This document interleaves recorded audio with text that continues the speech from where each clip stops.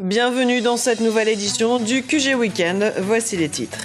Le président équato-guinéen Teodoro Obiang Basogo distingué par le FAGAS, le Fonds africain de garantie et de coopération économique, une récompense qui salue les initiatives entreprises par le chef de l'État pour le développement de son pays et plus généralement du continent africain.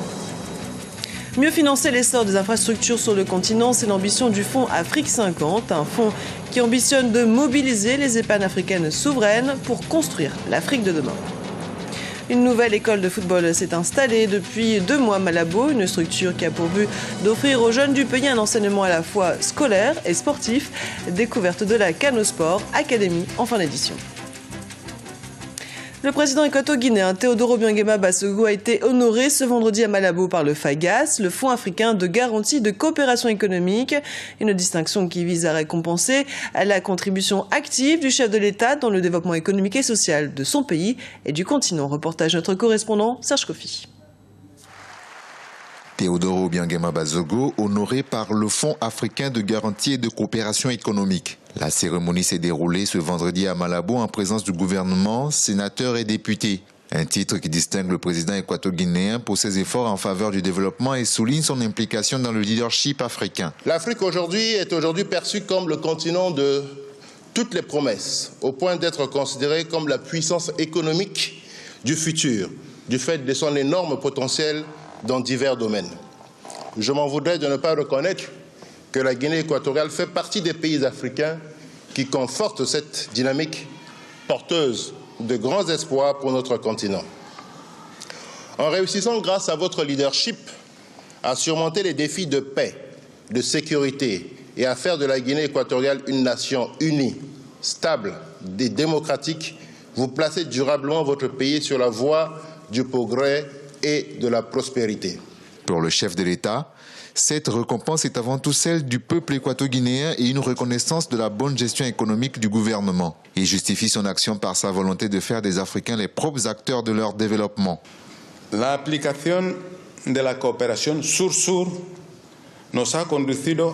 L'application de la coopération sud-sud nous a conduit à donner la priorité aux investissements africains et ceux d'autres pays en développement en Guinée équatoriale. Nous promouvons des interéchanges entre les Africains avec l'établissement d'entreprises qui facilitent des interéchanges économiques et la création de fonds africains de solidarité pour appuyer les pays vulnérables et affectés par les désastres naturels, la faim et autres calamités. De solidaridad para apoyar a los países más afectados por desastres naturales, el hambre y otras calamidades. Le FAGAS, le Fonds africain de garantie et de coopération économique, est une institution économique qui contribue au développement économique et social de ses 14 États membres. Le président Teodoro Obiang Basogo a affirmé à cette occasion étudier avec son gouvernement les conditions d'adhésion à cette institution qui a été créée en août 1977 à Kigali au Rwanda. En République démocratique du Congo, la commission électorale a fixé les dates des prochaines élections locales pour 2015. Elles auront lieu en 3 temps. Les conseillers communaux seront élus le 14 juin, les conseillers urbains le 29 août et les maires le 15 octobre. Le calendrier électoral fait débat. Il est rejeté par la coalition Sauvons le Congo. Les partis d'opposition dénoncent un passage en force. La BAD, la Banque africaine de développement, clôturée il y a une semaine ses 49e assemblée annuelle à Kigali au Rwanda. Parmi les différents sujets abordés au cours de cette rencontre, le Fonds Afrique 50 qui ambitionne de construire l'Afrique de demain. Guillaume Jean. La mobilisation des épargnes africaines pour financer les infrastructures sur le continent africain. C'est là l'objectif du Fonds Afrique 50 mis en place par la Banque africaine de développement, un concept sur lequel est revenu le président de la BAD, Donald Kaberuka, à l'occasion des 49e assemblées annuelles de l'organisme. Pendant longtemps, nous avons dépendu des financements extérieurs pour financer nos infrastructures. Il s'agit maintenant pour la Banque africaine de développement de mobiliser les épargnes africaines souveraines, estimées actuellement à 1 000 milliards de dollars, pour construire l'Afrique de demain. Ouvert aux épargnes extérieures, ce fonds doit permettre d'accélérer le développement de tout le continent africain. Il est important de démontrer suffisamment tôt comment Afrique 50 peut faire la différence. Bien entendu, la décision concernant les domaines d'investissement sera prise de manière indépendante par les organes compétents d'Afrique 50.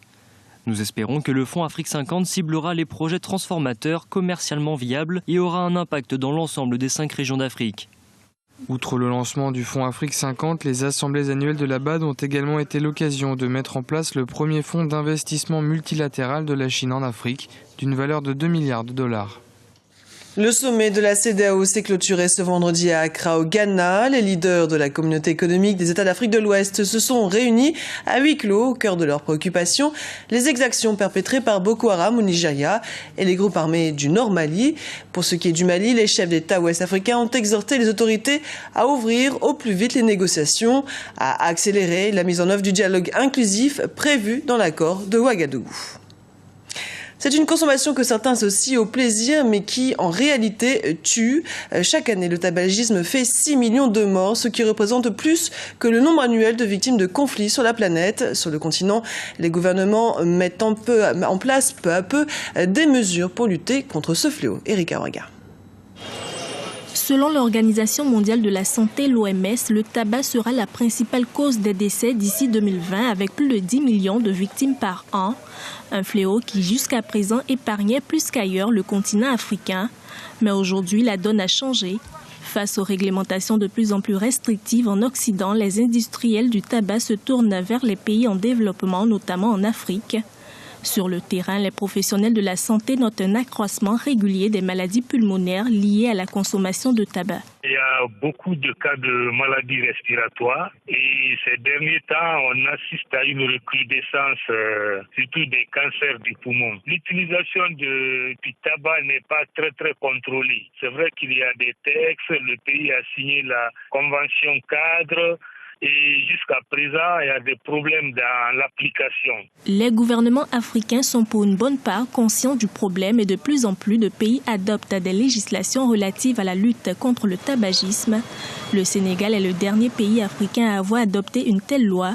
Les publicités autour des produits sont interdites depuis le 14 mars 2014. Cette loi met également fin à la vente des cigarettes autour des écoles. Mais si ces mesures sont saluées par les Sénégalais, l'application effective de ces mesures laisse encore à désirer.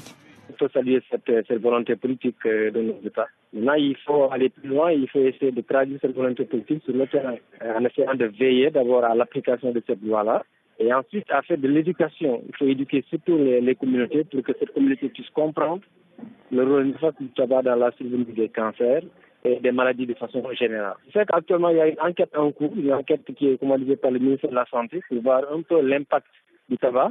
De son côté, l'OMS préconise une mesure simple mais qui a fait ses preuves dans le reste du monde, s'attaquer au tabagisme par le portefeuille en augmentant progressivement les taxes sur le tabac. Le thème de la Journée mondiale sans tabac 2014 met en avant la question des taxes. Dans le fond, c'est nécessaire. L'augmentation des taxes sur le tabac pourrait être favorable aux communautés et au gouvernement. Il s'agit d'un objectif gagnant-gagnant. Cela va sauver des vies, éviter les maladies et augmenter les ressources des gouvernements. Mais dans certains pays du continent, les politiques anti-tabac pourraient également affecter l'économie. C'est le cas du Zimbabwe, du Mozambique, du Malawi ou encore de l'Ouganda où le tabac est une culture d'exportation. Une nouvelle école de football s'est installée à Malabo. La Canon Sport Academy ambitionne de former les futures stars équato-guinéennes du ballon rond. Et vous allez le voir, de grands moyens ont été déployés pour repérer les meilleurs éléments du pays. Serge Kofi, notre correspondant en Guinée équatoriale. Changer l'univers du football équato-guinéen par la base. C'est le leitmotiv de la Kano Sport Academy, une école de football installée à Malabo depuis 2 mois. Sa mission, recruter et former des élèves au ballon rond afin d'en faire des professionnels. Après un casting de 1200 postulants à travers l'ensemble du pays, 100 ont été retenus pour être formés pendant une durée d'1 an. C'est un projet que nous avons commencé avec des amis après avoir fait une étude de 2 ans à l'extérieur du pays afin de connaître les modalités et étudier le football de base dans d'autres pays. Nous avons pris l'exemple de quelques pays africains et européens pour réaliser ce projet. L'objectif pour nous est d'avoir de jeunes équato-guinéens qui un jour pourront se convertir en joueurs professionnels et avoir une sélection de natifs composée de joueurs qui sont nés et ont grandi en Guinée équatoriale. Les ambitions affichées sont claires. Doté d'infrastructures telles que ce centre d'entraînement neuf et moderne, La Kano Sport Academy forme des jeunes entre 12 et 18 ans en alliant sport et études. Pour cette première année, des formateurs tels qu'Olivier Perrin, directeur de Génération Foot Sénégal associé au Football Club de Metz en France, ont été sollicités. Et dès la première séance, il a pu relever un fort potentiel. Sur les exercices techniques, c'était assez compliqué parce que c'était des choses qu'il découvrait. Par contre, dans le jeu, c'était intéressant parce que je trouvais que c'était un football un peu proche du football argentin avec beaucoup de feintes avant les prises de balles, de maîtrise individuelle et de jeux courts à base de passes collectives. Mexique, ça ressemble au Mexique et Argentine, je ne connaissais pas trop. Les académiciens entrés ici sont animés d'une grande conviction et rêvent déjà d'une carrière professionnelle.